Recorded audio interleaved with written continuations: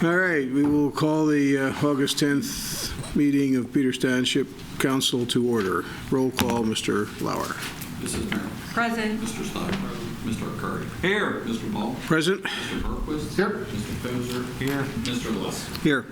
Rise for the Pledge of Allegiance. I pledge allegiance to the flag of the United States of America and to the republic for which it stands, one nation, under God, indivisible, with liberty and justice for all.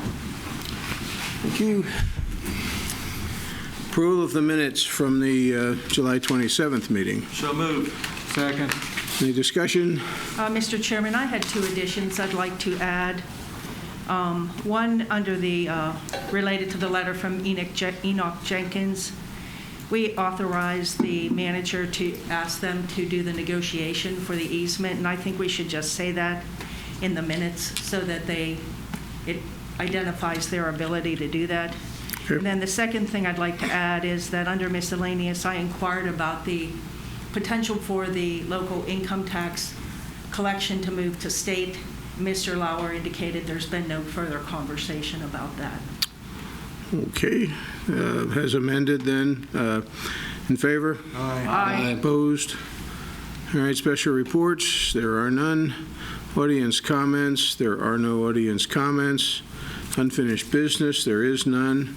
So moving to new business, the first item is a request from Venetia Heritage Society for a donation. Yes, the Venetia Heritage Society is requesting a donation from council. Council in the past has also authorized a donation of $1,000 in recognition of the Heritage Society's support of the Dare Model Railroad Club, which meets there, as well as the Senior Citizen Lunch Program. Move we authorize a $1,000 donation to the Venetia Heritage Society. Second. Discussion. In favor? Aye. Opposed? Okay, 7-0. Authorization to proceed with capital improvement projects.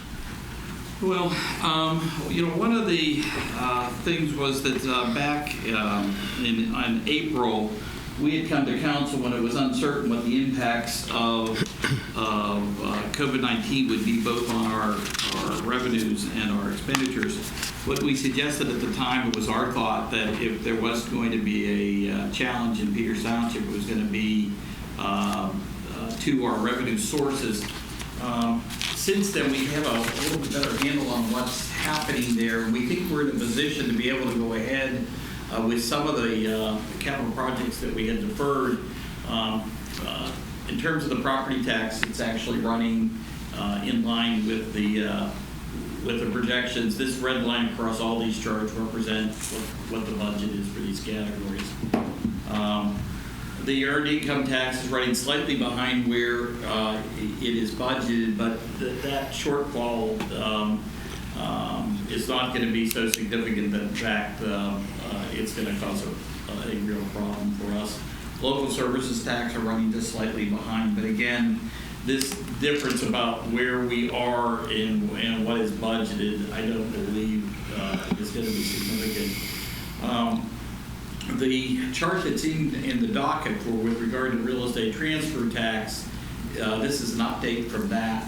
The real estate transfer tax payment from the county came in today, and this block here represents about $240,000. And so what I think is happening is you're now having the sales agreements that would have occurred 45, 60 days ago. You're having the closings. And so my guess is based upon the amount of lien letters we are signing, I think we're certainly not going to hit what we did last year, but I think we may well be able to make the budgeted amount here. And so with that in mind, what is my recommendation is that we consider doing some of the projects that we had deferred, and what I'm suggesting is that we move ahead with the smoke and fire detection system inside of this building. It was installed in the 80s, and it is outdated and no longer up to code. So I think that's something we ought to be doing.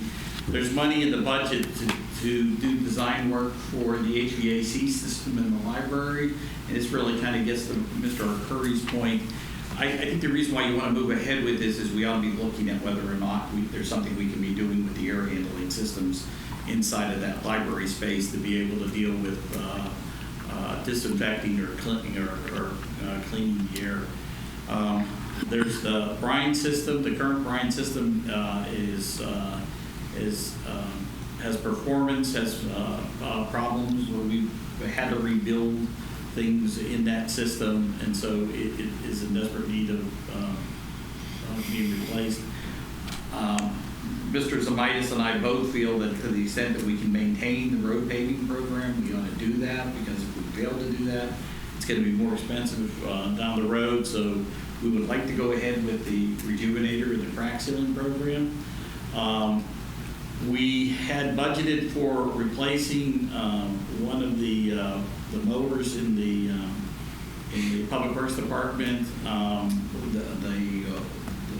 We've actually spent a fair amount of repairs on these mowers this year, and if you don't buy this now, you're just going to find it next year in your budget again to buy this and another. The cable production equipment is really geared around the move to the new high school, and so we'd like to be able to move ahead with that. And then finally, the automatic doors, the handicap accessible doors in the library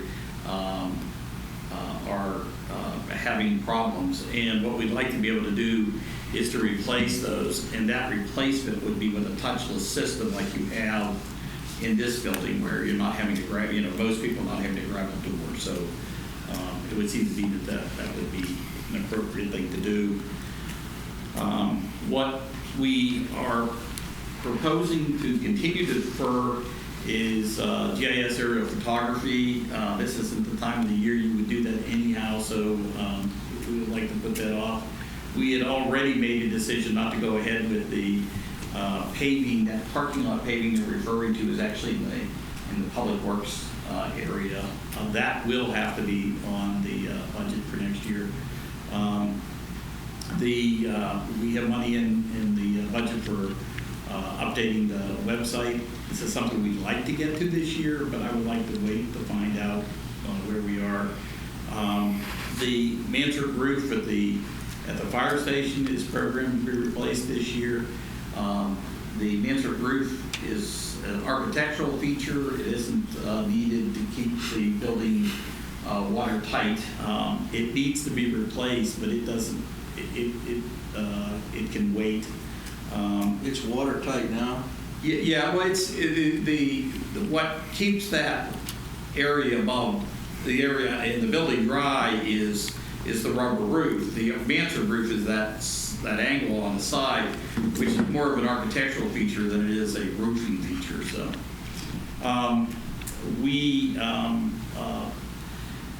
I think that we want to forego the stormwater pond refurbishments this year, and this cold planer has to do with the in-house paving program, which this year very little work's being done in that area. So with that, I mean, what I'm looking for is a consensus from council to move ahead with these projects. I had a few questions. Mr. Lauer was kind enough to answer some of them, but one of the things that was not listed and was in the original capital budget was the baseball netting fence. It's already done. So that's already paid out. The other thing that I noted in the original budget was that we budgeted $375,000 for the design of the Aquatic Center. And we all know that the proposals came in closer to $6 million. My concern is, even though you've been authorized to negotiate, if there's a discrepancy between the 375 and it's higher, should we look at chopping something else or deferring something else? The answer to that is that the 375 represents the amount of money that would be expended this year in terms of that appropriation. I don't even think we're going to get to that amount this year. The other thing is that design of the aquatics facility will be paid out of the bond fund, so it will have no impact on the budget in terms of these type of expenditures since those funds are all coming out. Two other questions I had asked. As far as what we've actually spent in capital, I know that some of the things that we've already completed came in under budget. Do you have an idea of how far under budget we might be on what we had already completed as opposed to what was budgeted? I would have to go back and calculate that. I could not tell you that off the top of my Okay, well, that was why I asked head. Yeah, I on think- Friday. The other thing, as far as the cable fund, what's the current funds in the cable fund? You know what the balance is? They have, they probably have at this point $700,000 between the invest, Pliget, and bank account. They're at least at $700,000, if not $8, because we haven't made any major transfers out of that fund in several years. Used to be $1 million, didn't it? Wasn't it? It was. Yeah, that's what I think it actually may be higher than that. Well, Well, that's assuming this transfer to do these projects, though. we've consistently subtracted Yeah. money from that for a Yeah. lot of things, not specifically cable-related or library or anything. So I was just wondering in that particular pot, Mhm. because that's another fund that will be impacted because people are dropping cable, and we may not be seeing the fees as much as what people project. Yeah, it is, I think you're going to see it tail off, but it's going to tail off slowly. But Okay. I think you're right. I think as people stream more, I think you're going to see less. We're not going to get behind if we don't do the stormwater pond stuff. Mark's comfortable with that. And quite honestly, Mark, we have so many projects that Mark is involved in right now that I don't think that that's going to be an issue. I really don't. I just don't like the, these ongoing Yes. maintenance things like the rejuvenator, and those other items that we try to do, like, the old Right. piping and stuff we're trying to get. I don't like to get behind on that, because then that just makes it worse. And I agree with what you're saying. That just creates more But I problems. mean, I'm assuming that we don't have a lot of those projects, so if we waited another year, it probably wouldn't be a problem. I don't think Mark thinks that it's critical. When we reviewed those at the last budget meeting, we were pretty much up to date on what he wanted, Okay. yeah. Well, if things would rebound closer to September, October, I would presume we could potentially look at some of the things we're deferring and potentially add them back in if we felt that Yeah. it rebounded like you. Well, you have that, and the other thing that's sitting out there is that Washington County is attempting to program their CARES funds, and that may actually provide relief to the township depending on how they do it. And so that would also allow us to move ahead with more of these projects. I think I'm okay with that. What you Yeah. propose. Yeah, with your explanations, I can be comfortable with that. I'll make a motion that we authorize the township manager to proceed with the 2020 capital improvement projects in accordance with the above recommendations and defer the balance for future consideration. I'll second. Other discussion? In favor? Aye. Opposed? Okay. Resolution adopting the Peters Township Park and Recreation Policy Manual. So as part of the July 13th council meeting, Ms. Harmel presented the council with a draft of the Peters Township Parks and Rec Manual for review and comment. The intent of the manual is to take existing policies and to codify them into a standard format so that it provides an easy reference, for residents, for council, for the staff. I believe at this point that there have been some slight modifications, but I believe this document represents clearly the policies of that department. So I think Michelle's done a really good job in putting this together, and it's going to be my recommendation that council approve the policy manual. So moved. Second. Any other discussion? Mr. Chairman, I did have a few things. I agree that Michelle and the board did a really nice job on these. There were two things that I brought to her attention that I think need to be considered. In the body of the document, they're inserting a portion of an old ordinance. And there are a few things in the ordinance that don't jive with current information. I spoke with Mr. Lauer about that, and apparently we will at some point have to adjust that ordinance. My concern was that it was conflicting information. So what would you recommend, Mr. Lauer? Well, I would recommend adopting the manual and directing the township manager to resolve those issues. Okay. The second thing that I had a concern about, there's a section under policy 4.03, resident, non-resident, and in the body of that they list the sports associations, but one of them is omitted, and that's the swim club. Ms. Harmo told me that, well, they've never had a problem, and so they didn't think it was necessary to include it. They have, in fact, had issues where there are non-residents. My question is, why not put them in there under the Park and Rec rules? So And I can help me with explain, that. yeah, I cannot explain why that is, but the swim club has never been subject to that same restriction with regard to non-residents. And I don't know whether it's the result of the fact that it doesn't create a problem in terms of access to facilities or whatever, but they have never been subject to that policy. And I don't understand why that wouldn't. If it's not an issue, then we should just put them in. That's my recommendation. Well, what I would suggest, though, before we do that, is that you give me a chance to talk to the swim club so that I understand what that is. We can always go back and amend this to accomplish that. That's all that I had. Are we going to have to then amend these costs and fee things every time? No, because the way I take this to be, she's using this referencing the fee ordinance, and so you have to pass that by ordinance. When we have a new fee ordinance, we'll just insert it into the policy. Yeah, but there were things in here like if you wanted to sponsor a bench, it's like $4,250.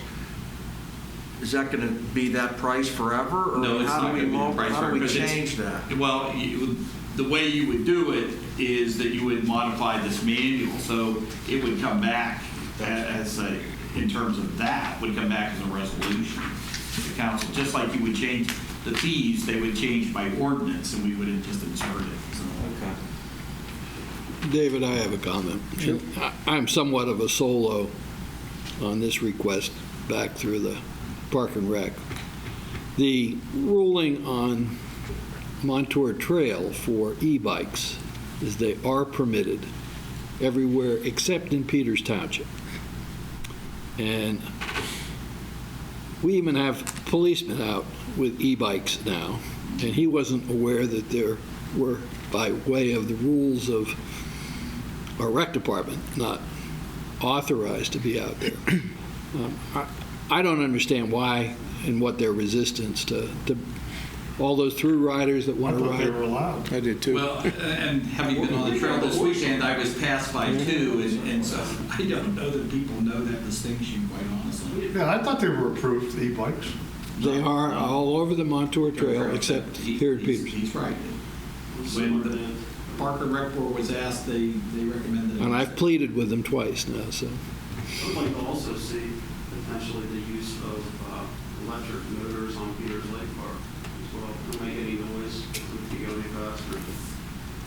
Something else. Yeah, I had an issue a couple years ago with somebody with he had a little rowboat with a trolling motor on it. And it made no noise or anything like that. And I think that prompted a correction in our sign where it said no motorized canoes or something like that. So, well, I'm not a canoe. I'm a boat. But Well, I'll make a motion, we approve resolution number 080120, adopting the Peters Township Parks and Recreation Policy Manual. Is that the right number, Ryan? Well, Mr. Kozer already made a motion, and Mr. Ball seconded Yep. it. Okay. Any other discussion? In favor? Aye. Opposed? I was a reluctant yes. I'm a yes, as long as we go ahead with the directing the manager to adjust the ordinance once we get this finalized. That's included. Okay. That is it for new business, payroll, and bills. Mr. Chairman, I reviewed the pay report and the bills. You'll note that we purchased another $30,000 worth of road salt, which will fulfill our allotment. I move these will be approved and paid as presented. Second. In favor? Aye. Opposed? Okay. Correspondence. You have a letter in your docket from Rick Kovach, the manager at the Peter Creek Sanitary Authority, as well as Bill D'Amato, the attorney who represents the Peter Creek. Yes, we do. Those are with regard to the Taps. actions of the Peters Creek Sanitary Authority to proceed to get an injunction. That hearing's been held, the briefs have been submitted as of a week ago.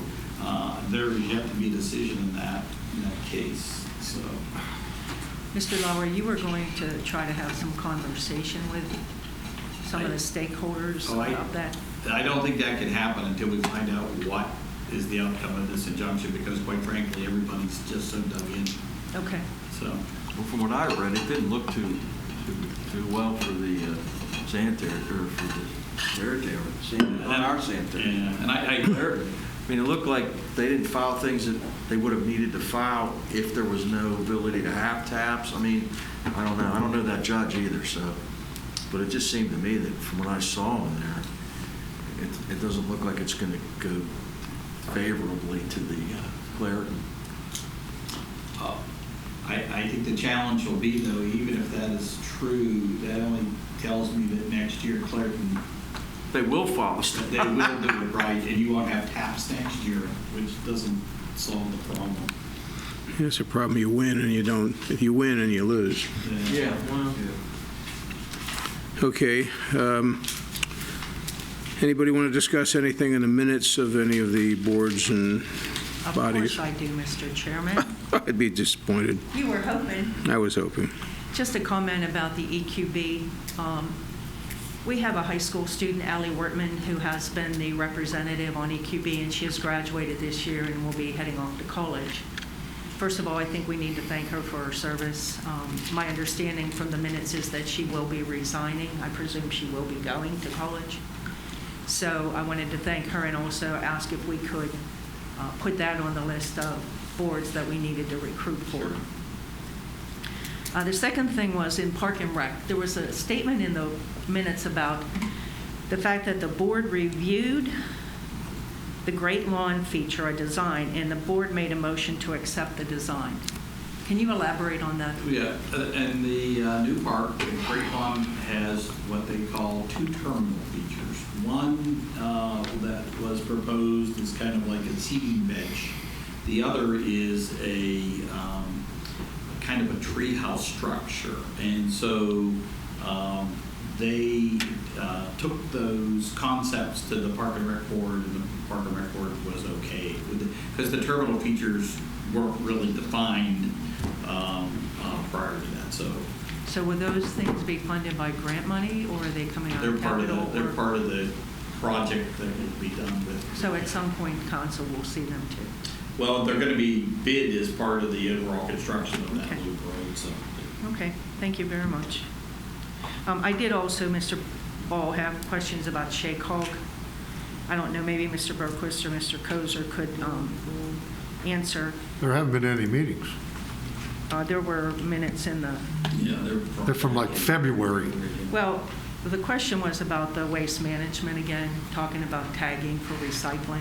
Yeah, And but- I wondered if that had come to fruition. That hasn't come to fruition, and it hasn't, there was this interruption with Waste Management for a period. Mhm. They have not gotten back to us with regard to the tagging recyclables. So, So we anticipate they'll let us know in advance. I would hope so, because the phone will ring.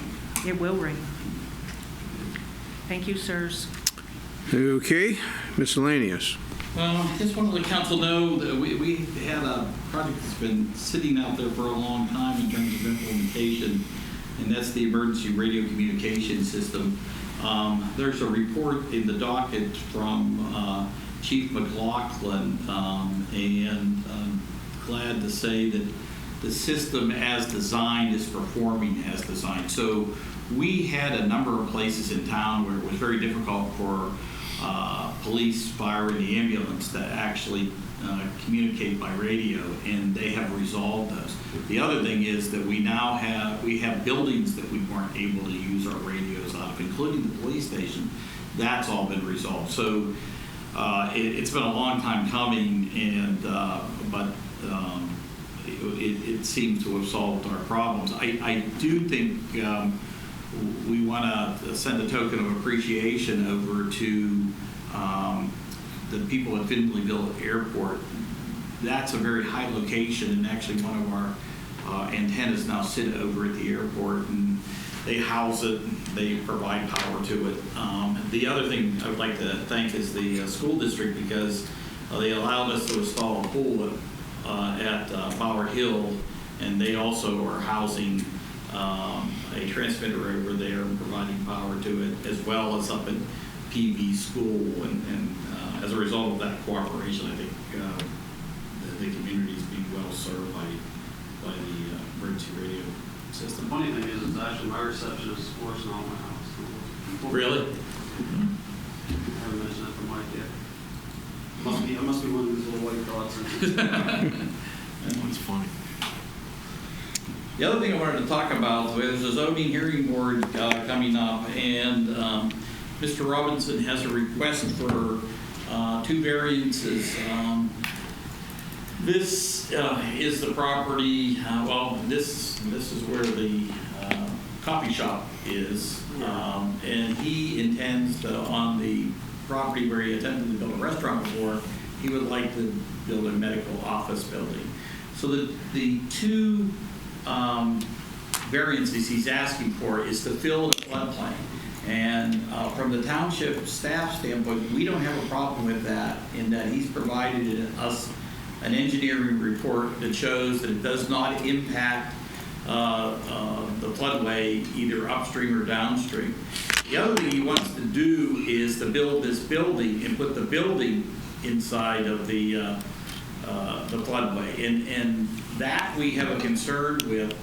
And one of the things that's possible, we believe, is that if you simply, this is a patio off the back of this building, if this building was actually moved back, you could get it out of that space. So it's hardly a hardship that can't be overcome, and it would be self-imposed. The reason I bring it up is that, this is going to be the position the township staff takes there. The question is, does council wish to take a formal position with regard to it and have it presented as the council's position? I think that's something that the zoning hearing board really needs to address, but I think that it does not make a lot of sense to allow buildings in the actual floodway. I mean, building in a floodplain is one thing, but when you put a building in the floodway, that is an impediment, and I don't know that DEP would actually be too happy about that either. I had a question about the impervious surface, that parking lot. Mm-hmm. Does Mr. Zamias have any concerns about runoff? I mean, we're working diligently on the MS4, and I presume they're going to have to clear it and use salt or something on it? That would, like I said, but that's not going to be a problem, in terms of compliance.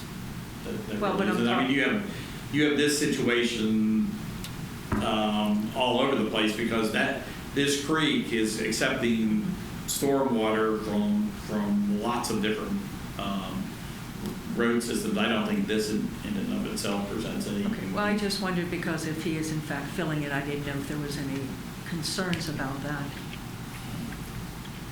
Well, that's like a professional medical office building, or is it going to be like a nonprofit type thing? I'm assuming that it's doctors' offices, but I haven't talked to Mr. Robinson, nor have I seen any building elevations for this yet. I think the concern there is that is active floodway. I mean, I think we've all seen that one wet. Well, I would agree with Mr. Ball that if there's a way to avoid that problem, it seems as if there is. Okay. Yeah, there's an apparent solution to it, so I think that's, Would you consider the patio in that? No, that's what I think you do, is you take this patio off, or you Yeah. locate this patio somewhere else, you slide this building back, and then suddenly you I didn't know if you were proposing the patio be placed back down in the floodway location. The property was purchased knowing the conditions. So that's the other question I have. When someone buys a piece of property that obviously already has some potential problems, you have to know that you're going to have to work around them. Yeah. he's got there's a right-of-way that he needs to address too if you move the building over, so I don't know. Yeah, but you can move up to that east. Yeah, that's up to him. I mean, we're not going to solve that here, but, okay, anything else there? No. Anything from council and miscellaneous? Well, you know what, I do have one last thing. I'm sorry, because I have a note here for myself. One of the things that has occurred, as we all are aware, that the Pennsylvania Department of Health and the Governor's Office has recommended that interscholastic sports as well as youth sports not occur this fall. We have been in discussion with the various youth sports that play fall seasons, the Soccer Association, the Football Association, baseball, softball. Boys lacrosse would like to be able to play this fall because they didn't play in the spring. Basketball, and then cheerleading. Soccer and football have already indicated their preference is, with council's permission, that they have a fall league. The thing that I was going to suggest to council is that I think what might be prudent is to find out what the Pennsylvania Interscholastic Athletic League, as well as the WPIL, will be doing with regard to interscholastic sports before we make a decision on what it is we do or don't want to do. And I think you have enough time to look at this at the next meeting and make a decision. So far, they've delayed it 2 weeks, Yes. Right. so. Yeah. Well, but I do agree that we should try to be kind of in sync with what the general recommendations are. Yes. I think it would be difficult to explain why we're having youth athletics if in fact we're not having interscholastic athletics. I think that might be. Related to that, one of the questions I had, the school district has pushed back the start of school to the 24th of August, which is 2 weeks. But yet something could change if something changes. That happens to be the date of a meeting for us. If in fact they would change their plan and close or go remote or something like that, should we talk about what our reaction will be? Because when the school closed and kids weren't going there and they were working remotely, we closed the rec center and the library. And I just think we need to have some conversation rather than wait till the very last minute whether we're going to go back, default to that position. Yeah, I think I do believe that they are going to go to school on the 24th based upon conversations as late as today with Dr. French. But the concern I would have if we close down the schools is the same concern I had before, is what does that mean for the kids in the library and kids in the rec center, and they're really not set up to, in essence, provide child care for people. So I don't know. It's the rec center and the library during the summer. This hasn't been an issue, but it might get different as people head back to school. Well, there's apparently 20% of the student population who will be learning remotely. Yes. The parents have opted for that. Yes. So, if we start seeing kids at the rec center during the day, I'm just trying to understand what we need to be thinking about. I think it's something we have to pay attention to. So maybe we should talk about that next week, or talk about that if school closes or if it becomes a problem. Yeah. What would you suggest? wait and see if it becomes a problem. See if it becomes a problem. 'Cause, I mean, it could be a problem in a couple ways. I mean, even if kids are remotely learning, I mean, I doubt they're remotely learning the entire day. Doubtful. And so they're going to show up at the rec center or the library or whatever, even during the day, so.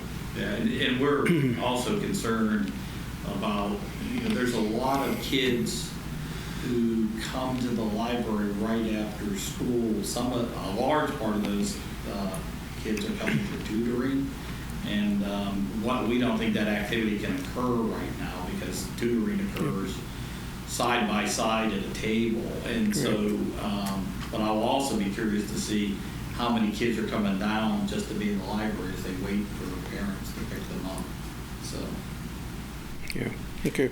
One last thing, segue to the library. What's the status of recruiting to replace the director position? I wanted to talk to council about that. We have accepted applications. Those applications were closed. We have reviewed those. Quite honestly, based upon the quality of the applications, we think it's in the township's interest to go through an interviewing process. We think we have some very good candidates in that mix. Our intention is to do as we always do, is use our hiring process, which starts out with up to 6 candidates, reduce that down to 3, and then bring those candidates in front of council and perhaps the library board for council and the library board to come to a decision. So. It's good to know we had a lot of applicants.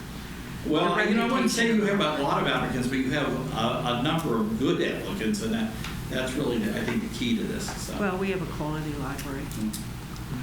Thank you. Hey, Paul, the fence at Grasshopper Field, that's looking pretty dilapidated. Is that on our list of fences for improvement? Of fences. So I think it's the last fence to be replaced. Yeah, I figured. Thank you. Okay, anything for the next agenda? Okay, we have an executive session? Yes.